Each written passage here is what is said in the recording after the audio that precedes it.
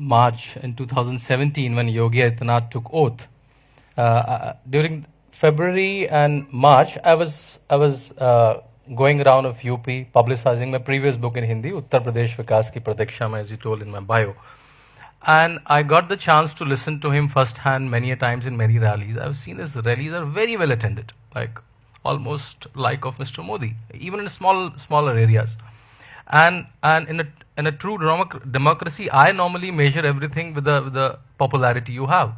And then I started researching about it, and I went to Uttarakhand, where he's born and brought up for around 15, 20 days.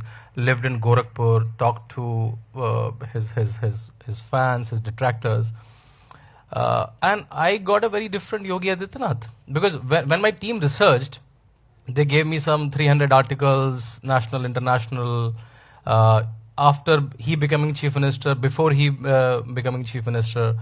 99% was negative. My query was, and with this query I went to feel that how can someone who is so popular, who has become 5-time Lok Sabha MP, winning election with exponential margins, how can everything about him be negative, right?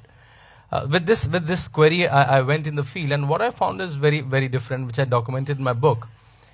And to my mind, I represent Yogi in my book with these 4 ideas, and I'll narrate those few. It'll take 3-4 minutes.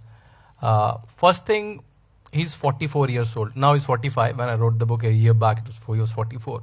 And for some reason, we never heard a title, a young chief minister. For some reason, the saffron robe, or whatever construct around in the media. As Abhay said, he used to hate Modi because of the perception he had through media or whatever he read, right? That's our window to a politician or to a leader. So he's a young politician. For some reason, let's say someone like Rahul Gandhi is young in 47, 48. Akhilesh was young but in 40, but Yogi Aadityanath was not young in 44, 45. That's one. Second thing, he's a parliamentarian from last 5 years. He's winning 5 Lok Sabha election with exponential margins. I thought, let me inquire what's happening. Like, is he a good parliamentarian or not? So there are 2 ways you can judge a parliamentarian: how he is doing in the ground and how he is doing in the parliament. These are the 2 places where he has to perform. When you see his parliamentary data, and to my convenience, first I compared his parliamentary data with Rahul Gandhi's parliamentary data. Parliamentary data are 4 points: your attendance, the number of debates you participate in, number of questions you ask, and number of private member bills you produce. These are the 4 things you do in parliament. Attendance, like I'll say Rahul Gandhi was here, Yogi Aadityanath was here. Number of questions, Rahul Gandhi asked 0 questions. Yogi Aadityanath asked 303 questions. And mind you, I'm talking about 2014 to 17 when it was Modi government. So Yogi is asking more questions to his government, so to say, right? So 0, 300.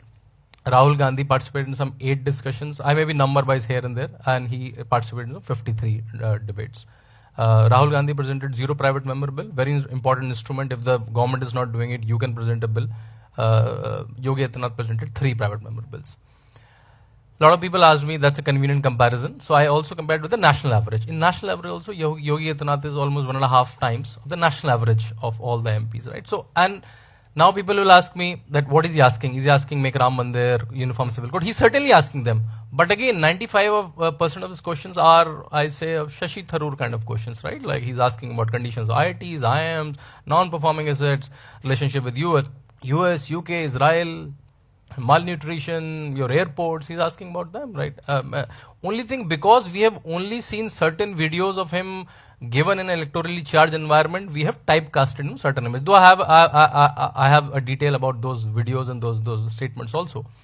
But at least he's a very nuanced parliamentarian. He's doing this from when he was 26 and now when he's 40. So 19 in his parliament, he's rigorously doing it. And because of him, a lot of things have come to Gorakhpur. AIMS is coming to Gorakhpur, new fertilizer factory started in Gorakhpur. And so that's one. That's his performance in the parliament. Now coming to his constituency, which is Gorakhpur, which is winning from last 5 times. What is he doing there? So he has a very interesting routine. In the morning, he gets up at, in fact, there's a joke when he became, who gets up early, Modi or Yogi? It's 4 or 5, right? So that's kind of disciplined life they live. So he gets up at 4, he does his daily activities. It's like it's a huge mutt there, Gorakhnath mutt. He takes a huge chakkar of the whole mutt. and then he comes back, does his daily activities, comes back to the ground. Around 9:30, he sets a Janta Darbar. So when Akhilesh Yadav or Arvind Kejriwal or Nitish Kumar runs a Janta Darbar, it's become a news. And they are chief ministers, right? Yogi Aadityanath is running a Janta Darbar from last 20 years without being a chief minister. 100, 200 people come to his Darbar, so to say. And they come with very normal queries. They don't come to get a petrol pump or to get a tender. They come for their scholarship, their refund, their insurance money. And that office works like a CM office. Letters, phones to DMs, phones to CDOs, and things are getting sorted there. And there visually you can see a lot of Muslims coming there. And on the question is Muslim, I'm sure you will eventually ask me. So the chief architect of the MUT is a Muslim. Half of the shops are given to Muslims. The dean of one of his colleges is Muslim. So I think because people have just painted based on some interviews he must have given or some speeches, they painted up the Muslims in Gorakhpur love him. So that's on field. So he knows, like, and then after the Janta Darbar, he goes to the field. In fact, when I was in one of the Janta Darbar, before he became the CM, one guy was Muslim guy. He was visually Muslim. Was able to see the skull cap and the beard. He was coming with this letter. So if I say this in Hindi, it'll be far more impactful. I'll translate. तो I asked him कि क्या है ये? तो he said ये बाबा की जादुई चिट्ठी है. चाहे नेताजी की सरकार हो या बहन जी की सरकार हो, डीएम काम करेगा ही करेगा. So this is a very UP coded terms. I'll tell you what does it mean. Baba means Yogi Aadityanath, called Baba. Netaji means Mulayam Singh Yadav. Bahenji means Mayawati. And DM means district collector. So he said it's a magical letter from Yogi Aadityanath. Even if it's a Mulayam government or even it's a Mayawati government, this letter will force the DM to act. So that's kind of clout he has because of his work in the field. Last thing, people blamed him that he's a yogi, he just know puja. Like, can he manage a state like Uttar Pradesh? Just for them, the MUT is managing some 44, 45 institutions. And these are institutions, nursing institution, medical institution, colleges, schools.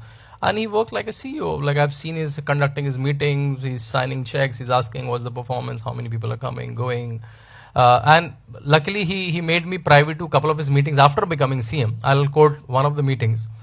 It's not so confidential, so I can quote. I didn't quote that in my book though. All the ministers were sitting, all the bureaucrats were sitting after he became the chief minister. And I think one of the ministers asked that UP should have more airports. UP have hardly had 4 functioning airports, such a large state. It's the 6th most populous country in the world, if it were to be a country. So someone asked that we should have more airports. And for the next 5-6 minutes, Yogi Aadityanath spoke on airports. Like what kind of tarmac, what Boeing, and what kind of signals, and everybody was like we thought like he knows only puja. But people have not realized that he's in parliament from last 20 years. He's asking various kind of questions. He have represented government of India in various countries. So he's a very smart politician. For some reason, as he said, we have a typical image of someone, that someone who vouches for a Hindu cause or for a cultural cause, for an Indian cause, has to be stupid. That image we have created, which I've tried to put a counter view in my book.